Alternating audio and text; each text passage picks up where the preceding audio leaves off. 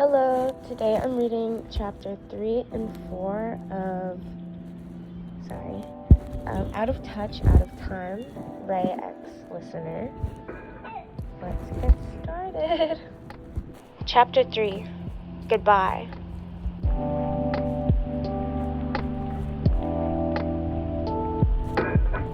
All the children were gathered by the front door with Connie and Mom and a suitcase in her hands. I know I'm not great at tag, and I'm not as smart as all of you are, but when I leave, I'll do my best, and I can with little Bunny's help, Connie said with a smile as she began to cuddle her beloved stuffed animal. Connie, Dawn said, bursting out into tears hysterically. Yasmin walked towards Connie, giving her a warm hug. I'm going to miss you so much, Connie. You're going to do great out there, Yasmin says with a sad smile. I'm going to miss you all so much. I don't want to leave. I want to stay here, Connie says as tears roll down her face. Emma's eyes began to fill with tears as you stood up. The orange-haired girl patted your shoulder with a sad smile. Yasmin and Dawn were the closest to Connie. Since Connie arrived at the house, Yasmin loved looking after her. She loved Connie as if she was her real little sister, and it hurt to say goodbye. Mom took Connie's hand, gently leading her out of the door as she says her last few goodbyes. Yasmin looked behind her to see Ray with an unbothered look. Ray did love Connie a lot, just like the rest of the children. He was standing in the back with a blank expression on his face. You couldn't read his emotions at all. Around a half hour later, the sky grew much darker. Finally finished brushing the floor. You sighed with relief as you placed the broom against the wall in the long corridor. I should probably go see how the others are doing since Connie left. I bet everyone's going to be pretty sad for the next few days. You thought to yourself as you began to walk to the dinner hall. Just as you were about to open the double doors, you heard a scream from inside.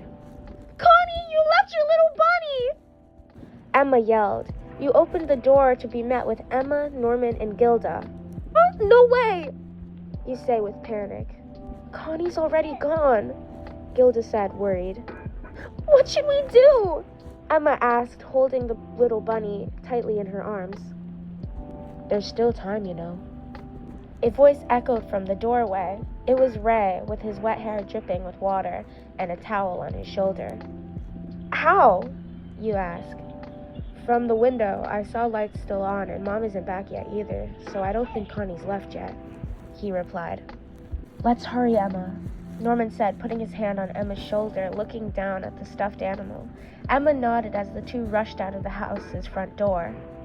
I hope they make it in time, you said to Ray as you two walked down the hallway to the library. Imagine, poor little Connie goes all the way down the gate to meet her new parents, and she doesn't have her little bunny. She was probably so upset, you say with a small frown, looking at the raven-haired boy walking alongside you. Ray, are you even listening to me? You ask, unimpressed. You notice he was staring at the floor, lost in thought. Yasmin, didn't you have a gift for Connie? Ray asked, looking up at you. Oh, I did. I can't remember where I left it, though. You put your hand under your chin. The two made their way down to the house's cozy library. It's right here, said Ray, picking up the sketchbook from a random shelf. Go find Emma and Norman. If you run fast enough, you'll be able to catch up to them. How did you know it was here? I don't even remember leaving it there, you ask with a confused expression. You left it under the tree earlier, so I brought it inside, Ray said.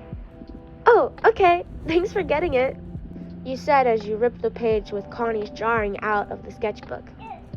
I'll see you later. You smile with a wave as you walk out of the house, making sure to close all the doors quietly as not to wake up any of the younger children. Ray watched from the window as Yasmin ran down the hill to the gate. I'm so sorry, Yasmin, that you had to find out this way, but it's for your own good. Emma and Norman, too. I just hope it goes ahead all right. Ray thought before walking back to the library. You run as fast as you can and finally began to see Emma and Norman. Hey, you guys, you whispered. Oh, hey, Yasmin, why are you here? Norman asked, looking at the girl, then at the piece of paper in her hands. I forgot to give my gift to Connie, you say, slightly out of breath from running. Emma stepped closer to the gate with little Bunny tightly wrapped in her arms. Never go near the gate or fence, she said to herself, loud enough for Norman and Yasmin to hear. I know. Let's all get in trouble later, yeah? Norman asked. Okay, you said, feeling nervous of how eerie beyond the gate looked. Chapter 4. The Truth of Gravesfield House.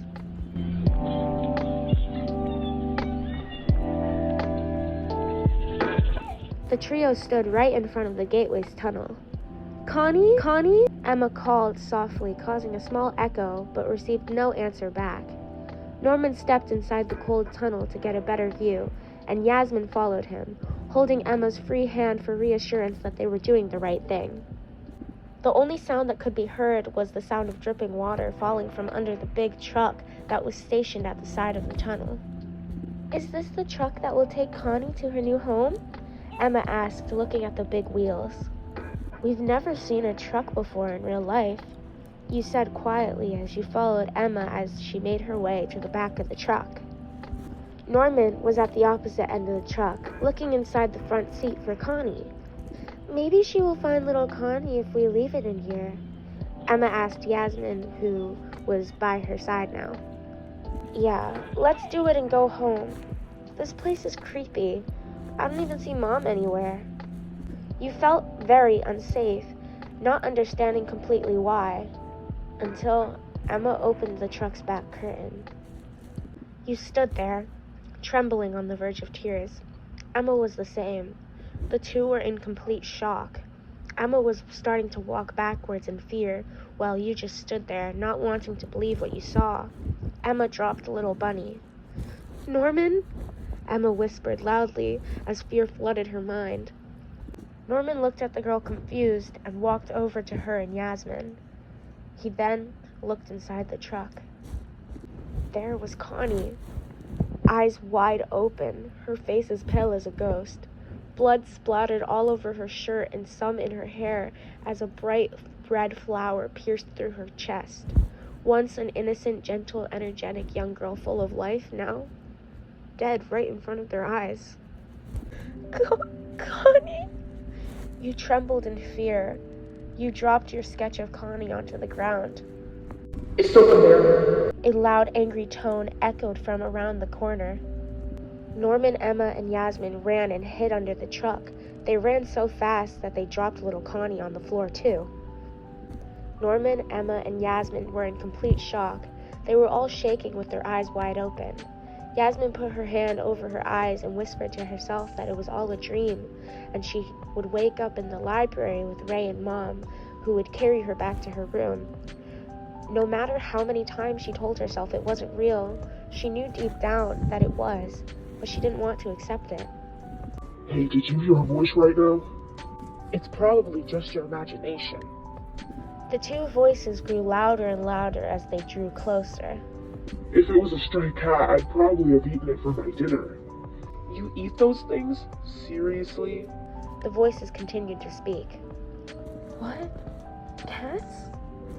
You said quietly so Emma and Norman could hear you. The trio stretched their heads so they could get a good view of the people who were talking. People?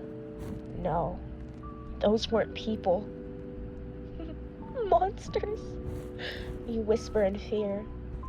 Demons, Emma said, panicked. They were tall, gray figures with 2 yellow eyes and massive claw-like hands. They were taller than any of the other children, even Mom. One of the 2 demons picks up Connie's body by the hand and places her in a massive container with blue liquid in it. Can I at least eat a fingertip? Human flesh is the best. Idiot, that's valuable merchandise. Only those of rich can eat such amazing meats. All meat that's produced from this farm is high quality. The other demon said, obviously annoyed with the other's silly question. Farm? Emma asked, looking at Yasmin. The orange-haired girl was almost as pale as Connie was. Where's Mom? Emma asked, trying to take in all the new information these demons have unknowingly given them. Shh, Norman said, putting a finger to his lips for a few seconds. Is the goop done? Nearly done, sir. Another 6-year-old. We've only been shipping out average quality meat lately, but it looks like we'll be having quite a harvest soon, won't we, Isabella? One of the demons asked, revealing Mom standing right next to them. Of course, Mom said, showing no emotion, that one of her beloved children was just murdered. What? You asked, trying to keep it together without absolutely breaking down. There's no way, Emma whispered to Norman. Make preparations to harvest those with full scores. Understood? Wait. Hold on. I smell something. As soon as the 3 kids heard that, they ran as fast as their legs could carry them. The 3 eventually made it up to the hill at the house. They were all seriously out of breath from running for their lives that Emma collapsed on the grass, and Yasmin did too, not so long after. I feel so weak and tired. I don't know what to do anymore. Our whole lives have been lies. There's no way, right? You ask yourself. This place is a farm. We have been raised and looked after to be eaten. Emma asked out of breath and holding back tears. No, it can't be. Everyone went to foster homes, and Mom is a good mom. She would never do that to us, right? That girl we saw wasn't Connie, Emma continued. That was Connie, Norman said, also holding back tears. Emma started seriously crying along with Yasmin too. So much emotions were going on that Yasmin couldn't hold it back anymore. Neither could Emma. Yasmin felt like she couldn't breathe anymore. All her siblings who had left the house are dead.